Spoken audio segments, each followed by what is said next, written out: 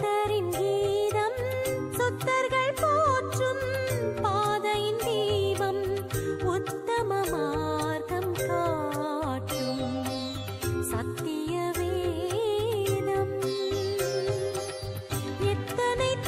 ஒன்று நாளாகமும் 13வது அதிகாரம். தாவீது 1000 பேருக்கு தலைவரோடும் 100 பேருக்கு தலைவரோடும் சகல அதிபதிகளோடும் ஆலோசனை பண்ணி இஸ்ரவேல் சபையெல்லாம் நோக்கி, உங்களுக்கு சம்மதியும் நம்முடைய தேவனாகிய கர்த்தருக்கு சித்தமாயிருந்தால் இஸ்ரவேலின் தேசங்களிலெல்லாம் இருக்கிற நம்முடைய மற்ற சகோதரரும் அவர்களோட தங்கள் வெளி நிலங்களில் இருக்கிற ஆசாரியரும் லேவியரும் நம்மோடே கூடும்படிக்கு நாம் சீக்கிரமாய் அவரிடத்துக்கு ஆள் அனுப்பி நம்ம தேவனுடைய பெட்டியை திரும்ப நம்மிடத்துக்கு கொண்டு வருவோமாக. சவுலின் நாட்களில் அதை தேடாதே போனோம் என்றான். இந்த காரியம் சகல ஜனத்தின் பார்வைக்கும் செம்மையாயிருந்தபடியால் சபையார் எல்லாரும் அப்படியே செய்வோம் என்றார்கள். அப்படியே தேவனுடைய பெட்டியை கீரியாத் யாரீமிலிருந்து கொண்டு வரும்படி தாவீது எகிப்தைச் சேர்ந்த சீகோர் நதி துவக்கி ஆமாத்தின் எல்லை மட்டுமுள்ள இஸ்ரவேலையெல்லாம் கூட்டி, கேருபீன்களின் நடுவே வாசம் பண்ணுகிற கர்த்தராகிய தேவனுடைய நாமம் தொழுது கொள்ளப்படுகிற அவருடைய பெட்டியை யூதாவில் இருக்கிற கீரியாத் யாரீமுக்கு அடுத்த பாலாவிலிருந்து கொண்டு வரும்படிக்கு அவனும் இஸ்ரவேலர் அனைவரும் அவ்விடத்திற்கு போனார்கள். அவள் தேவனுடைய பெட்டியை அபினதாவின் வீட்டிலிருந்து ஒரு புது ரதத்தின் மேல் ஏற்றி கொண்டு வந்தார்கள். ஊசாவும் அகியோவும் ரதத்தை நடத்தினார்கள். தாவீதும் சகல இஸ்ரவேலரும் தங்கள் முழு பலத்தோடும் தேவனுக்குன்பாக சுரமண்டலங்களையும் தம்புராக்களையும் மேளங்களையும் கைத்தாளங்களையும் பூரிகளையும் சேவித்து மகிழ்ச்சியாய் ஆடி பாடினார்கள். அவள் கீதோனின் களமட்டும் வந்தபோது மாடுகள் இடறினபடியால் ஊசா பெட்டியை பிடிக்க தன் கையை நீட்டினான். அப்பொழுது கர்த்தர் ஊசாவின் மேல் கோபம் கொண்டவராகி அவன் தன் கையை பெட்டி அண்டைக்கு நீட்டிய நிமித்தம் அவனை அடித்தார். அங்கே அவன் தேவ சமூகத்தில் செத்தான். அப்பொழுது கர்த்தர் ஊசாவை அடித்த நிமித்தம் தாவீது விசனப்பட்டு அந்த ஸ்தலத்திற்கு நாள் மட்டும் வழங்கி வருகிற பேரேஸ் ஊசா என்னும் பெயரிட்டு, அன்றைய தினம் தேவனுக்கு பயந்து தேவனுடைய பெட்டியை நான் என்னிடத்துக்கு கொண்டு வருவது எப்படி என்று சொல்லி பெட்டியை தன்னிடத்தில் தாவீதின் நகரத்திலே கொண்டு வராமல் அதை கித்தியனாகிய ஓபேத் ஏதோமின் வீட்டிலே சேர்த்தான். தேவனுடைய பெட்டி ஓபேத் ஏதோமின் வீட்டிலே அவனிடத்தில் 3 மாதம் இருக்கையில் கர்த்தர் ஓபேத் ஏதோமின் வீட்டையும் அவனுக்குண்டான எல்லாவற்றையும் ஆசிர்வதித்தார். 1 நாளாகமும் 14வது அதிகாரம். தீருவின் ராஜாவாகிய ஈராம் தாவீதினிடத்தில் ஸ்தானாபதிகளையும் அவனுக்கு ஒரு வீட்டை கட்டுவதற்கு கேதுரு மரங்களையும் தச்சரையும் கல் தச்சரையும் அனுப்பினான். கர்த்தர் தன்னை இஸ்ரவேலின் மேல் ராஜாவாக திடப்படுத்தி இஸ்ரவேல் என்னும் தம்முடைய ஜனத்தின் நிமித்தம் தன்னுடைய ராஜ்யத்தை மிகவும் உயர்த்தினார் என்று தாவீது அறிந்து கொண்டான். எருசலேமிலே தாவீது பின்னும் அநேக ஸ்திரீகளை விவாகம் பண்ணி பின்னும் குமாரரையும் குமாரத்திகளையும் பெற்றான். எருசலேமில் அவனுக்கு பிறந்த குமாரின் நாமங்களாவன சம்முவா, சோபாப், நாத்தான், சாலமோன், இப்கார், எலிசுவா, எல்பெலேத், நோகா, நிப்பேக், யப்பியா, எலிஷாமா, பெலியாதா, எலிபேலேத் என்பவைகள்.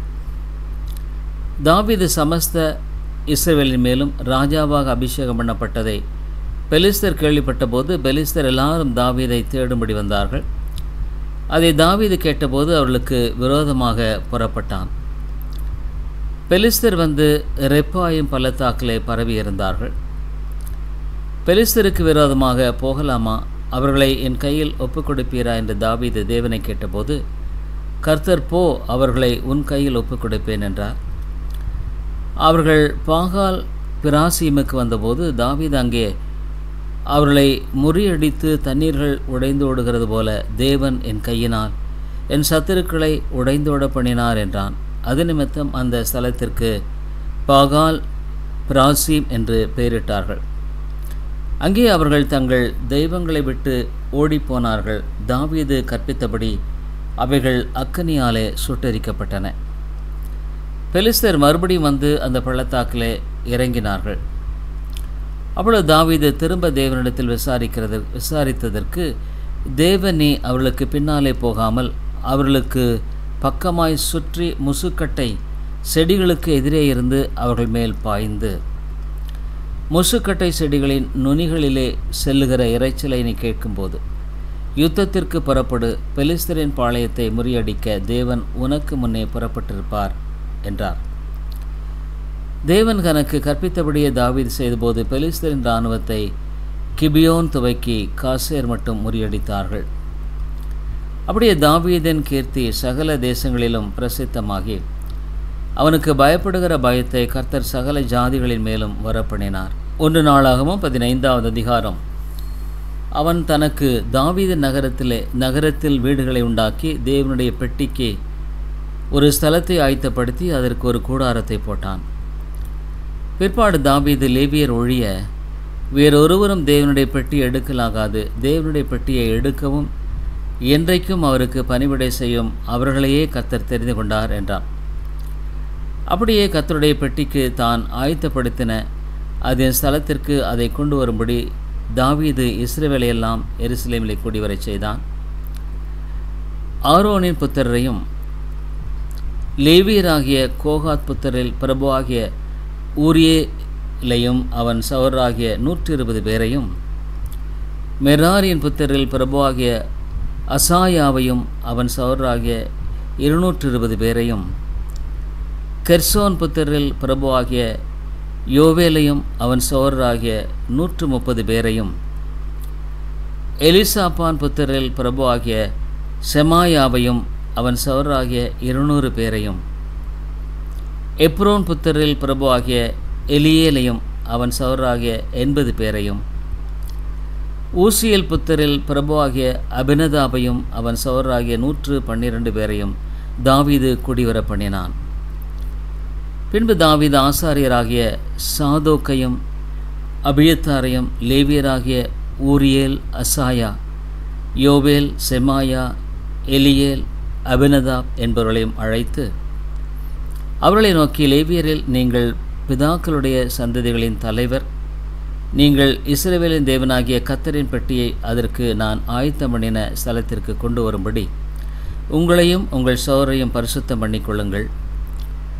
முதலில் நீங்கள் அதை சுமக்காதபடியினாலும் நாம் நம்முடைய தேவனாகிய கர்த்தரை நியாயமானபடியே தேடாத போனபடியினாலும் அவர் நமக்குள்ளே அடிவிழ பண்ணினார் என்றார். ஆசாரியரும் லேவியரும் இஸ்ரவேலின் தேவனாகிய கர்த்தரின் பெட்டியை கொண்டு வர தங்களை சுத்தம் பண்ணி கொண்டார்கள். பின்பு லேவி புத்திரர் கர்த்தருடைய வார்த்தையின்படியே மோசே கற்பித்த பிரகாரம் தேவனுடைய பெட்டியை அதன் தண்டுகளினாலே தங்கள் தோள் மேல் எடுத்து கொண்டு வந்தார்கள். தாவீது லேவியரின் பிரபுக்களை நோக்கி, நீங்கள் உங்கள் சகோதரராகிய பாடகரை தம்புரு, சுரமண்டலம், கைத்தாளம் முதலிய கீத வாத்தியங்கள் முழங்க தங்கள் சத்தத்தை உயர்த்தி சந்தோஷம் உண்டாக பாடும்படி நிறுத்த வேண்டும் என்று சொன்னான். அப்படியே லேவியர் யோவேலின் குமாரனாகிய ஏமானையும் அவன் சகோதரில் பெரகியாவின் குமாரனாகிய ஆசாப்பையும், மெராரியின் புத்திரரான தங்கள் சகோதரில் குஷாயாவின் குமாரனாகிய ஏத்தானையும், இவர்களோடும் கூட 2வது வரிசையாக தங்கள் சகோதரராகிய சகரியா, பேன், யாசியேல், செமிரோமேத், எகியேல், உன்னி, எலியா, பெனாயா, மாசேயா, மத்தித்தியா, ஏலிபோலேகு, மிக்னேயா, ஓபேத் எதோம், ஏயேல் என்னும் வாசல் காவலாரையும் நிறுத்தினார்கள். பாடகராகிய ஏமானும் ஆசாப்பும் ஏத்தானும் பஞ்சலோக கைத்தாளங்களை தொனிக்க பண்ணி பாடினார்கள். சகரியா, ஆசியேல், செமிரமோத், எகியேல், உன்னி, எலியா, மாசேயா, பெனாயா என்பவர்கள் அல்மோத் என்னும் இசையில் பாடி தம்புரகளை வாசித்தார்கள். மத்தித்தியா, எலிபெலேக்கு, மிக்னேயா, ஓபேத் ஏதோம், ஏயேல், அசசியா என்பவர்கள் செமனீத் என்னும் இசையில் பாடி சுரமண்டலங்களை நேர்த்தியாய் வாசித்தார்கள். லேவியருக்குள்ளே கெனானியா என்பவன் சங்கீத தலைவனாயிருந்தான். அவன் நிபுணனானபடியால் கீத வித்தையை படிப்பித்தான். பெரகியாவும் எல்கானாவும் பெட்டிக்கு முன்பாக காவல் காத்து வந்தார்கள். செபனியா, யோசபாத், நெதனியேல், அமாசாயி, சகரியா, பெனாயா, எலியேசர் எனும் ஆசாரியர் தேவனுடைய பெட்டிக்கு முன்பாக பூரிகளை ஊதினார்கள். ஓபேத் ஏதோமும் எகியாவும் பெட்டிக்கு வாசல் காவலரா இருந்தார்கள். இப்படி தாவீதும் இஸ்ரவேல் மூப்பரும் 1000 சேர்வைக்காரரும் கர்த்தருடைய உடன்படிக்கை பெட்டியை ஓபேத் ஏதோமின் வீட்டிலிருந்து மகிழ்ச்சியோடு கொண்டு வர போனார்கள். கர்த்தருடைய உடன்படிக்கை பெட்டியை சுமக்கிற லேவியருக்கு தேவன் அனுக்கிரகம் பண்ணினபடியால் அவர்கள் 7 காளைகளையும் 7 ஆட்டுக்கடாக்களையும் பலியிட்டார்கள். தாவீதும் பெட்டியை சுமக்கிற சகல லேவியரும் பாடகரும் பாடகரின் வேலையை விசாரிக்கிற தலைவனாகிய கெனானியாவும் மெல்லிய புடவையான சால்வைகளை தரித்திருந்தார்கள். தாவீது சணல் நூல் எப்போத்தை தரித்திருந்தான். அப்படி இஸ்ரவேல் அனைத்தும் கர்த்தருடைய உடன்படிக்கை பெட்டியை கம்பீரத்தோடும் எக்காலங்கள், பூரிகள், கைத்தாளங்களின் தொனியோடும் தம்புருகளையும் சுரமண்டலங்களையும் வாசிக்கிற சத்தத்தோடும் கொண்டு வந்தார்கள். கர்த்தருடைய உடன்படிக்கை பெட்டி தாவீது நகரம் மட்டும் வந்தபோது சவுலின் குமாரத்தியாகிய மீகாள் பலகணி வழியாய் பார்த்து தாவீது ராஜா ஆடிபாடி வருகிறதை கண்டு அவனை தன் இருதயத்திலே அவமதித்தாள்.